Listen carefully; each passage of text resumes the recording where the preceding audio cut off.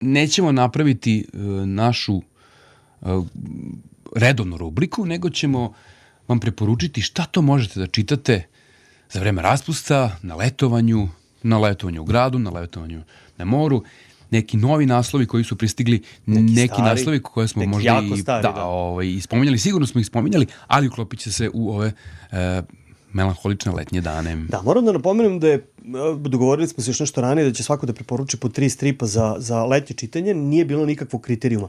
Prosto smo želeli da vam prikažemo neke stripove koje bi trebalo da čitate kada imate dovoljno vremena. Neki od njih su idealni za čitanje na plaži, to ćete vidjeti kod Majkića, pa čak i jedan strip ću ja preporučiti koji je idealan za držanje, nošenje i tako dalje. I kad spava, znaš ono kad sunce ide u facu. Da, za neke od ovih stripova će vam biti potreban i dalje kuhinski sto, ali postoji razlog zbog čega preporučujemo baš ove naslove koje ćete sada čuti. Ćeš ti prvi? Spremni smo. Pa može, hoćeš ja da krenem? Ajde ti kreni. Ajde, ovako nemam ni neki red, ali otvorit ću moj Raspust edition sa naslovom Kirlana Song, Benjamin Flao, konačno ovaj predivan strip na srpskom jeziku u izdanju Stalkera. Koji je upravo izašao. Da, upravo sveže, još se dimi. Da, i strip koji je idealan u stvari za leto po meni, donosi taj miris soli u vazduhu koji dolazi iz Kenije. Znači, stigo si da ga pročitaš već od kada stigo? Pa da, naravno.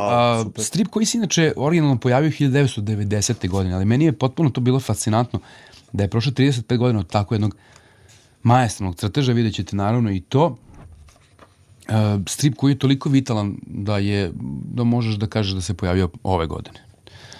To je u stvari čar i to je znak velikih majstora, a Benjamin Flao je sigurno jedan od njih. Dakle, priča nas vodi u Keniju, kao što sam rekao, Primorsko ostrvo, i tu pratimo sudbinu jednog dečaka, siročeta Naima, on ima 11 godina i on po svaku cenu želi da izbegne recimo dosadnu nastavu, da se uputi u neku pravu životnu avanturu, a nekoliko stotina metara dalje u prašumi tog Kililane, to je u stvari to ime, usamljeni starac preživljava od ribolova i branja plodova, izolovan od cveta i neću puno otkrivati, naravno, pored njegovog kolibe raste jedno zanimljivo drvo i jako je lepo kako je Flao napravio ta dva sveta, taj stari i mladi svet. Da. Jedan pred kojim je život i jedan gde se život polako zatvara, znači jedan tih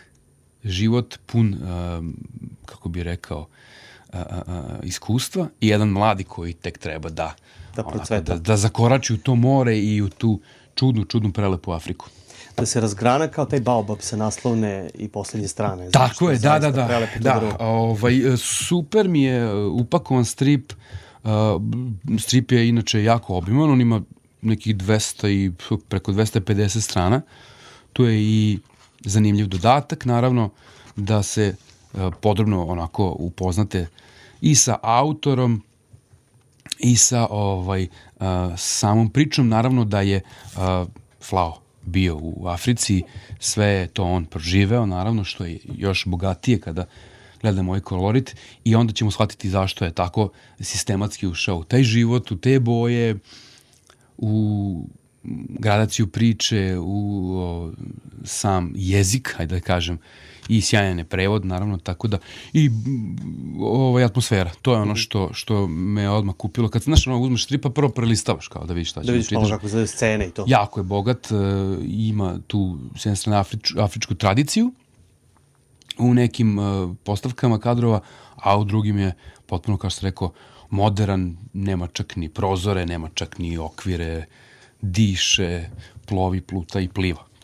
Poput Afrike koja je i dalje u stvari neistražena. Tako da, sve što vam želimo za ovo leto. Da, i to je najznačajnije delo u stvari Benjamina Flao.